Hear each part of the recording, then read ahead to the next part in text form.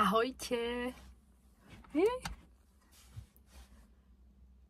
Tak vás dnes vítam po dlhšej dobe pri ďalšom videu.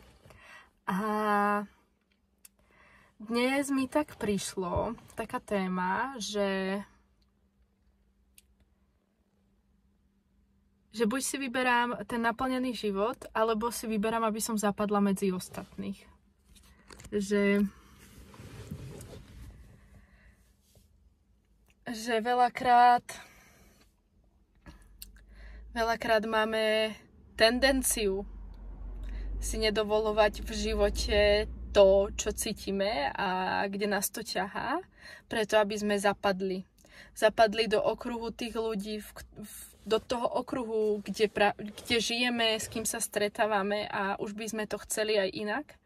Ale proste, že hlavou aj to vieme, že proste by sme si to dovolili tou myslou, ale tým pocitom, proste tým za tou myslou, to veľakrát proste stále nejde. A tak sa veľakrát stále umenšujeme a snažíme sa napchať do takej tej kocky, aby sme tam zapadli. A život nás veľakrát veľmi prepleskne, pretože už dávno máme byť niekde inde na inom mieste.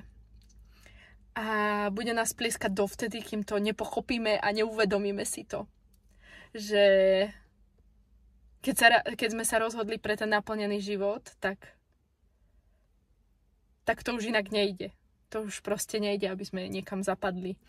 A aby sme robili to, čo druhí od nás očakávajú a veľakrát to nemusí byť ani povedané, ale proste tá energy, to proste cítiť. A je to veľmi nepríjemné, keď sa ocitneme napríklad zrazu v okruhu ľudí, kde proste žijeme úplne diametrálne odlišné životy a na ďalší deň sa zobudíme, budem hovoriť teraz za seba, zobudím a cítim sa, ako keby zo mňa niekto vysal životnú energiu, ako v Harry Potterovi, tí moskomori.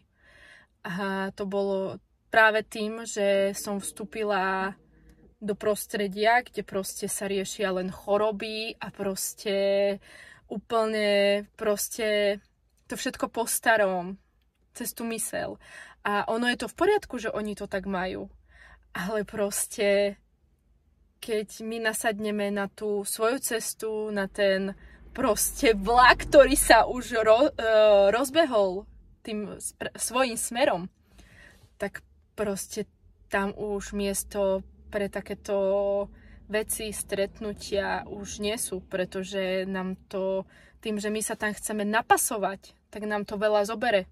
A áno, my tam dokážeme vydržať, hej? Ja som si povedala, že ale veď proste to nemôže byť tak, že teraz všetkých odstrihnem, ale proste sama som si to prežila, že na budúce si to už neurobím.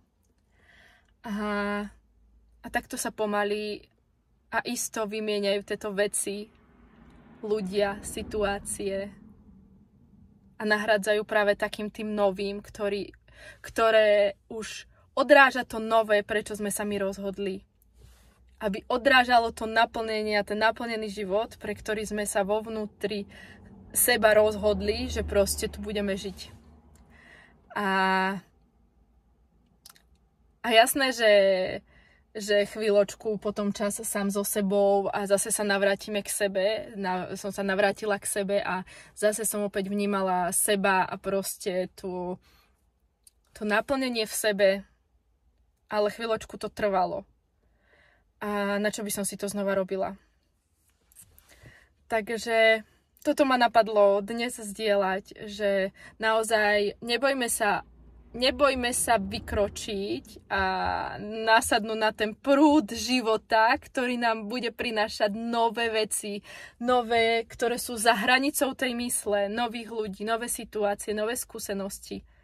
A nechať odísť to, kde už proste to s nami neladí. A zbytočne sa nepresviečať, že to zvládneme, keď proste aj tak doplatíme na to iba my sami a spomalíme si, zbrzdíme si niečo, čo už dávno sme mohli mať inak. Takže tak. Ahojte.